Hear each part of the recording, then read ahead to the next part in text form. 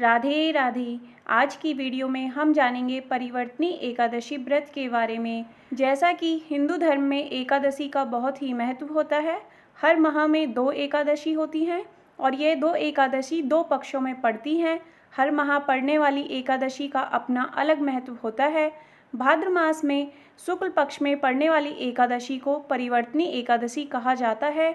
धार्मिक मान्यता है कि इस दिन भगवान विष्णु अपनी शयन अवस्था में करवट लेते हैं। इस तरह स्थान परिवर्तन करने के कारण इसे परिवर्तनी एकादशी कहा जाता है। इस दिन व्रत किया जाता है।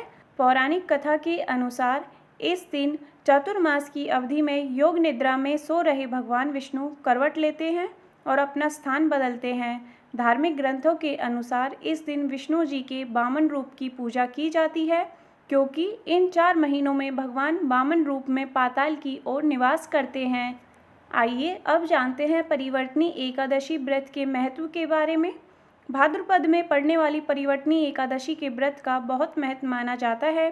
पौराणिक कथा के अनुसार जो भक्त एकादशी का व्रत रखता है उसे सभी पापों से मुक्ति मिल जाती है और इस दिन भगवान विष्णु के वामन अवतार की पूजा की जाती है।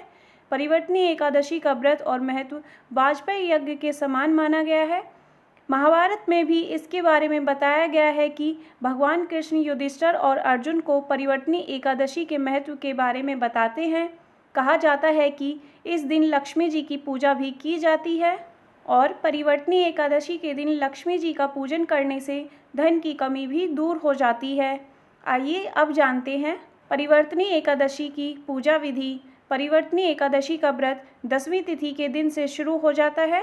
एकादशी के दिन ही शुभ मुहूर्त के समय व्रत का संकल्प लिया जाता है।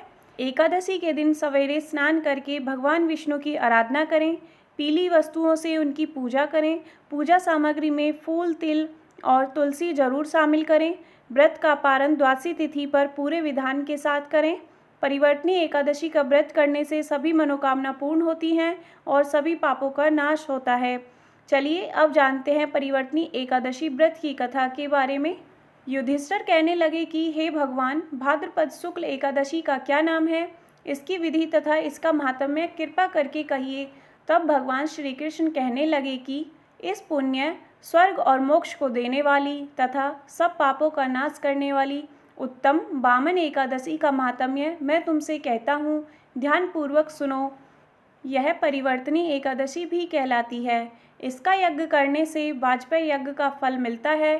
पापियों के पाप नष्ट करने के लिए इससे बढ़कर कोई उपाय नहीं है। जो मनुष्य इस एकादशी के दिन मेरे वामन रूप की पूजा करते हैं उससे तीनों लोग पूज्य होते हैं। अतः मोक्ष की इच्छा करने वाले मनुष्य को इस व्रत को अवश्य करना चाहिए। जो कमल नयन भगवान का कमल से पूजन करते हैं वे अवश्य भगवान के समीप जाते हैं। जिसने भाद्रपद शुक्ल एकादशी को व्रत और पूजन किया उसने ब्रह्मा विष्णु सहित तीनों लोकों का पूजन किया।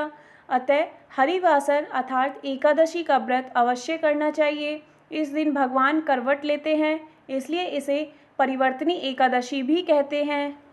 भगवान के वचन सुनकर युधिष्ठिर बोले कि भगवान, मुझे अति संदेह हो रहा है कि आप किस प्रकार सोते और करवट लेते हैं तथा किस तरह राजा बलि को बांधा और वामन रूप रखकर क्या क्या लीलाएं की। चातुर्मास के व्रत की क्या विधि है, आपके शयन करने पर मनुष्य का क्या कर्तव्य है, आप मुझे विस्तार पूर्वक बताइए।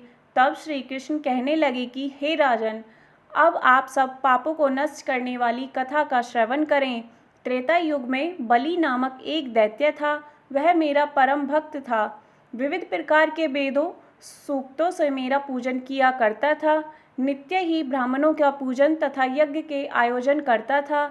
लेकिन इंद्र से द्वेष के कारण उसने इंद्रलोक तथा सभी देवताओं को जीत लिया। इस कारण सभी देवता एकत्र होकर सोच विचार कर भगवान के पास गए।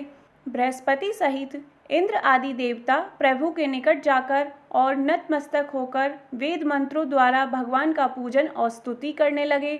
अतः मैंने वामन रूप धारण करके 5वां अवतार लिया और फिर अत्यंत तेजस्वी रूप से राजा बलि को जीत लिया।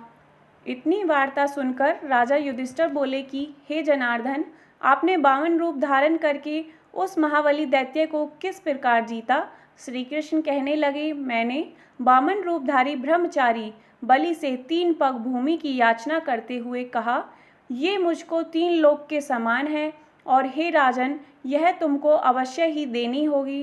राजा बलि ने इसे तुच्छ याचना समझकर 3 पग भूमि का संकल्प मुझको दे दिया और मैंने अपने त्रिविक्रम रूप को बढ़ाकर यहाँ तक कि भूलोक में पद, भूर्वलोक में जांघा, स्वर्गलोक में कमर, महलोक में पेट, जनलोक में हृदय, यमलोक में कंठ की स्थापना कर सत्यलोक में मुख, उसके ऊपर मस्तक स्थापित किया। सूर्य, चंद्रमा आदि सब ग्रह, गण, योग, नक्षत्र, इंद्र आदि देवता और शेष आदि सब नागगणों ने विविध प्रकार से वेद सूक्तों से प्रार्थना की।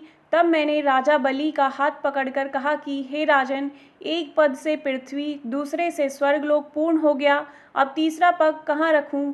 तब बलि ने अपना सिर झुका लिया और मैंने अपना पैर उसके मस्तक पर रख दिया, जिससे वह मेरा भक्त पाताल को चला गया। फिर उसकी विनती और नम्रता को देखकर मैंने कहा कि हे बलि, मैं सदैव तुम्हारे निकट ही रहूँगा। विरोचन पुत्र बलि से कहने पर भाद्रपद शुक्ल एकादशी के दिन बलि के आश्रम पर मेरी मूर्ति स्थापित हुई। इसी प्रकार दूसरी क्षीर सागर में शेषनाग के पृष्ठ पर हुई। हे राजन, इस एकादशी को भगवान शयन करते हुए करवट लेते हैं, इसलिए तीनों लोकों के स्वामी भगवान विष्णु का उस दिन पूजन करना चाहिए। इस दिन तांबा, चांदी, चावल और दही का दान करना उचित माना जाता है। रात्रि को जागरण अवश्य करना चाहिए। जो विधि पूर्वक इस एकादशी का व्रत करते हैं वह सब पापों से मुक्त होकर स्वर्ग में जाकर चंद्रमा के समान प्रकाशित होते हैं और यश को पाते हैं। जो भी पाप नाशक इस कथा को पढ़ते या सुनते हैं उनको 1000 अश्वमेध यज्ञ का फल प्राप्त होता है। बोलिए भगवान विष्णु की जय। इस दिन भगवान के मंत्र ओम नमः भगवते वासुदेवाय का जाप करते रहना चाहिए। आशा करती हूँ आपको आज की कथा अच्छी लगी होगी। वीडियो अच्छी लगी हो तो इसे लाइक करें, ज़्यादा से ज़्यादा शेयर करें और चैनल को सब्सक्राइब करें। साथ ही नोटिफिकेशन बेल ऑन करें, जिससे आने वाली नई वीडियो की जानकारी आपको मिल सके। धन्यवाद। राधे राधे।